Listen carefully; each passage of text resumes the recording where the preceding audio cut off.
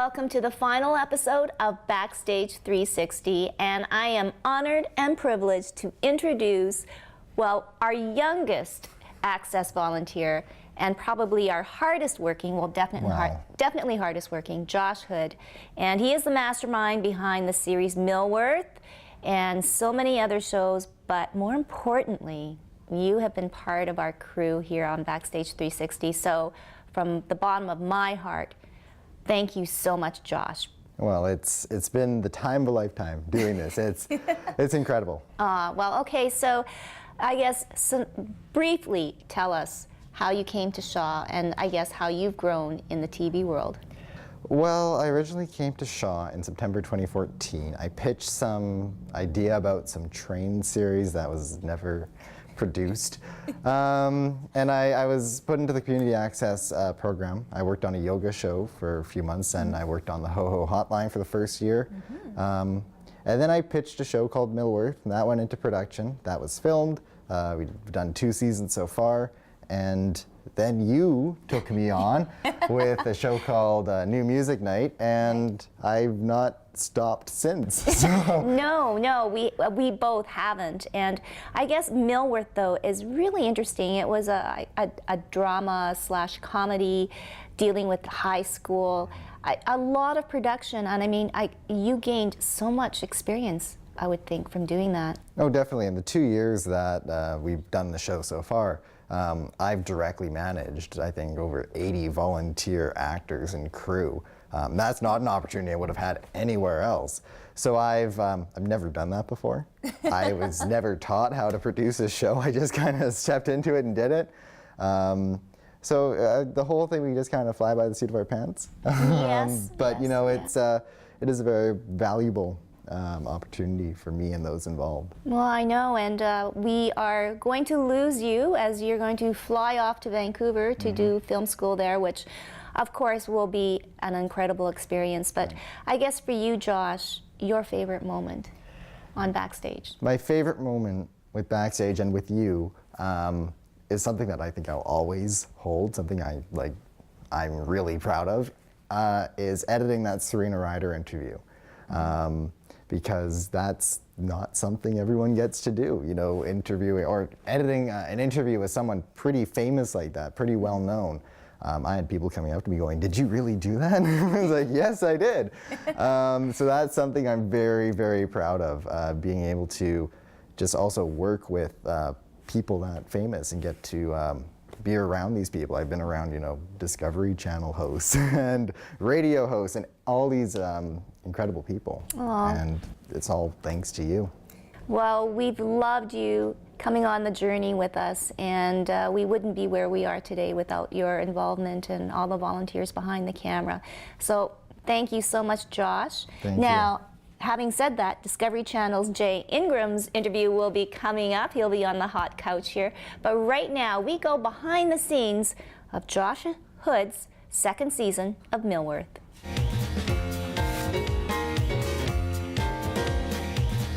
Is that light good? Yeah, I'm happy with it. The weather may not make many brides happy, but for a film director, it's picture perfect.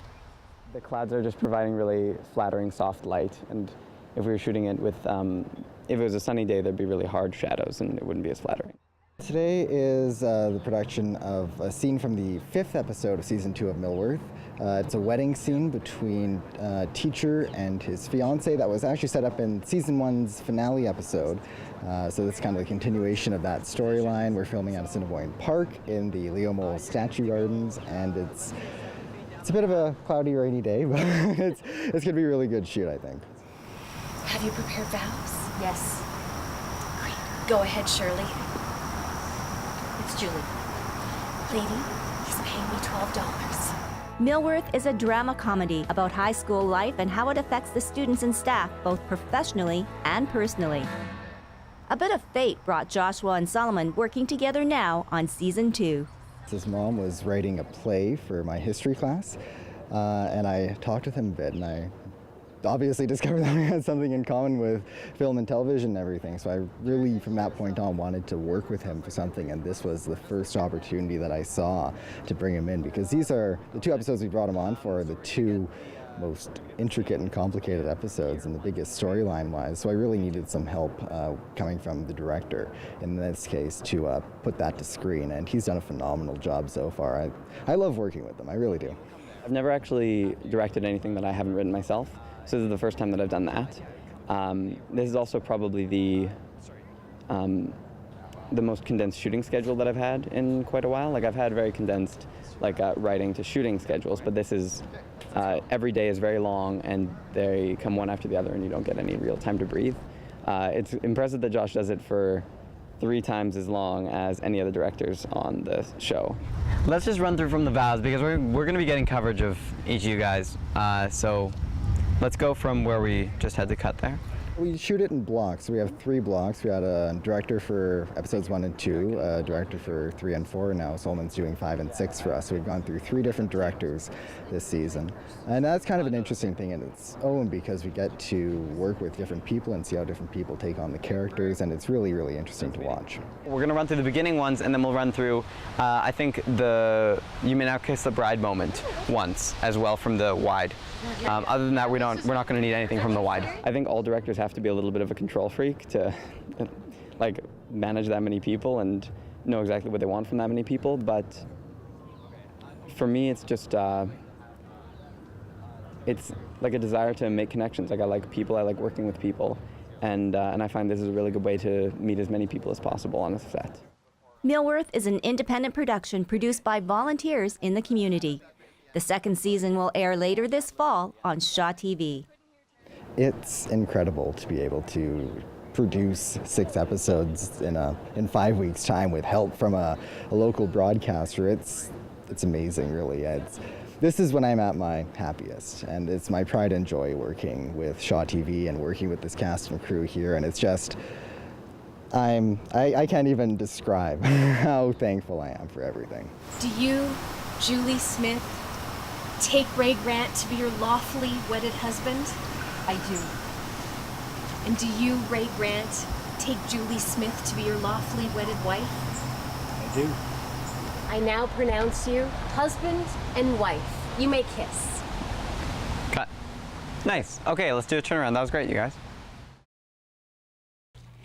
Well, boys and girls, ladies and gentlemen, it's science time. No, we want to welcome Jay Ingram.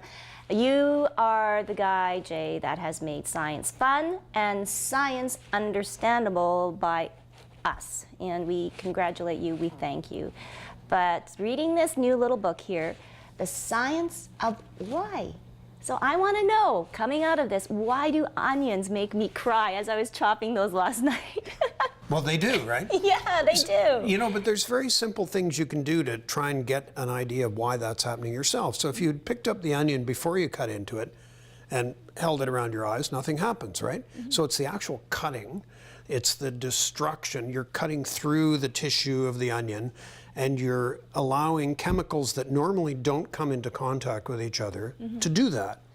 And one of them, and there's a really complicated series of things that happens, but one of them, and they all rise up in the air because many of them are in gas form, and one of them irritates the cornea of your eye, and so you start to cry. It takes usually about 30 seconds, right? So you probably remember the first couple of cuts, nothing. Yeah, nothing. But then it can get really strong. Oh, yes. But then after about 5 minutes, it's gone. So you probably want to know, what can I do to prevent this? So the simple thing would be keep the onion, or put the onion in the fridge for a few minutes before you cut it, just because temperature slow, as you drop the temperature, chemical reactions slow. So the same thing is going to happen, but not as quickly. Maybe you can get it all cut and put away before that happens. Or you could, you could wear a mask. Yeah, I guess. That's not the answer I was looking for.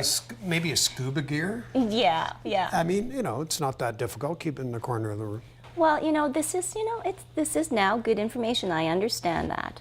And I guess, Jay, for yourself, how did you get into this? So that's a really good question, because so I was born here in Winnipeg, and I went up to grade 11 here before moving to Edmonton. And the Winnipeg School Board is not going to like me saying this, but My interest in science came independently of science teachers that I had. I actually found my English teachers to be a little more inspirational than my science teachers. But you know, that might be an inaccurate memory. What I can say is that I got interested in bird watching really young, like I was 6 or 7, and lived out in River Heights, and we had lots of trees in our backyard and major migration route for birds, so that was pretty cool. But so here's a good indicator though. When I was in grade 7 at River Heights, in River Heights, I had a microscope, and I used to get, you know, in the spring all the gutters would be flooded, and I'd take samples out and look at all the crazy microscopic life in them. And it never occurred to me at the time that none of my friends would be doing this, just me. So somehow I had an interest in nature.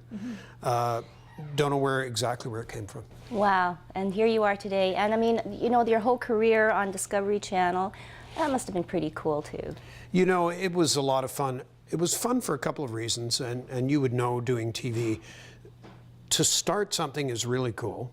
It's dangerous, it's exciting, and also you're usually given a bit of latitude. You got to try new stuff.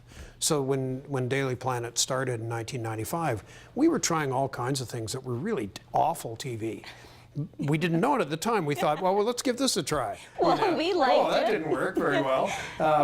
So that was really fun. And then over time, because I did it for a long time, I got to go to some pretty cool places. Jane Goodall's Chimp Reserve at Gombe, I went there. That was amazing. I was in Kazakhstan for the first piece of the space station launch, and then a bunch of other stuff. And then I wanted to mention too, Beakerhead. Yeah. This was something very, very cool.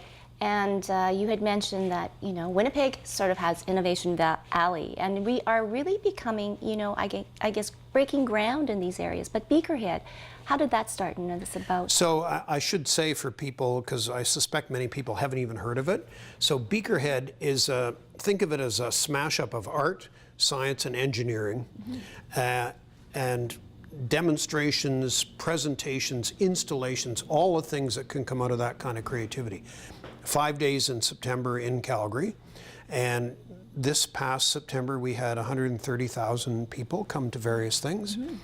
And it's really interesting that you would mention the innovation here in Winnipeg, because so Beakerhead's only 4 years old.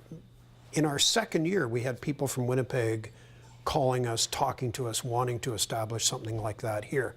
So, you know, we still consider it to be very young and maybe fragile, and we want to be really careful about overextending ourselves. So we're not thinking of franchising it at the moment.